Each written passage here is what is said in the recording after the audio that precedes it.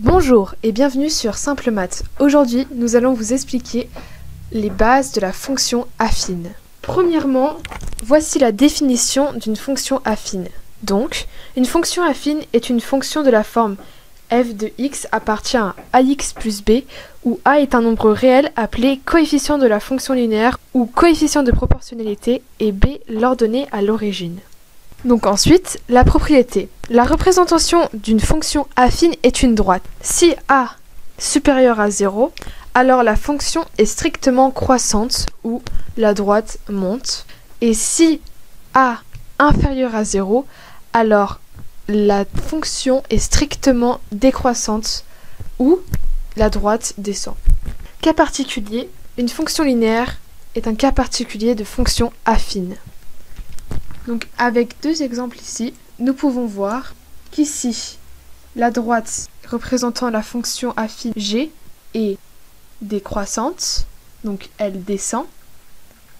Et ici, la fonction affine représentée par la droite f est strictement croissante, donc la droite monte. Nous allons maintenant voir avec un exemple précis les particularités de la fonction affine. Donc, sa représentation graphique, son tableau de signes. Donc, notre exemple sera 3x plus 5. Donc, tout d'abord, vous devez absolument repérer A, X et B.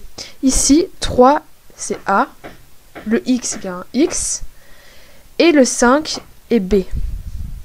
Donc, vous retrouvez bien la formule d'une fonction affine. Donc, ici, voici la représentation graphique de 3x plus 5. Si on ne sait pas la valeur de A et B, on peut identifier leur valeur sur un graphique de cette façon. On prend deux points sur la droite, celui-ci et celui-ci, que nous allons nommer respectivement A et B. On va relier les deux points. Ainsi, f de x2 moins f de x1 est égal à YB moins YA. X2 moins X1 est égal à XB moins XA. Ce qui nous donne A est égal à f de X2 moins f de X1 sur X2 moins X1.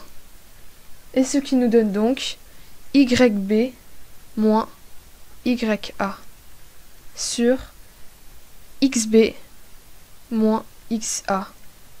Et donc ceci est représenté par le déplacement vertical pour aller de A vers B, donc comme ceci, et le déplacement horizontal pour aller de A vers B. Donc comme ça, c'est pour ça qu'on appelle ça la méthode de l'escalier. Et donc ici, par lecture graphique, on peut voir que le déplacement de A vers B horizontal est de 1. Donc on passe de moins 2 à moins 1. Donc c'est de 1. Et ici, il est de 1, 2, 3. Donc ce qui nous donne 1 et 3. Donc, ce qui nous donne la fraction 3 sur 1. Et donc c'est comme ça qu'on peut définir les nombres A et B sur un graphique. À présent, avec la courbe représentative, on va dresser le tableau de signes de 3x plus 5. Remarque importante, pour trouver la valeur de x0, il faut résoudre f de x est égal à 0. Donc c'est ce qu'il faut faire en premier. x0, il est ici. Donc en clair, on doit résoudre 3x plus 5 est égal à 0. Donc c'est une équation. Alors on réalise l'équation par 0. Donc, on passe le moins 5 ici, puis on réalise l'équation 5 sur 3, et donc cela nous donne moins 0,6. Donc, avec ceci, on va pouvoir dresser un tableau de signes. Le tableau de signes, qu'est-ce que c'est? Donc, le tableau de signes va nous permettre de savoir le signe de ax plus b. Donc, ici, on a x avec moins infini plus infini, et ici le nombre x0. Donc en l'occurrence ici moins 0,6. Ensuite ici on a 0, et ici on va définir si après plus infini c'est positif, donc si la fonction est croissante, ou si ici, donc moins infini, est positif, donc si la fonction est décroissante. Si on regarde notre courbe, on voit qu'elle est croissante, donc le résultat sera de plus et ici moins. Donc a est égal 3 supérieur à 0, ce qui prouve que la fonction est croissante.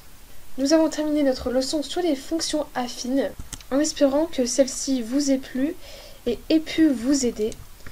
Nous nous revoyons bientôt pour une nouvelle vidéo avec un prochain sujet.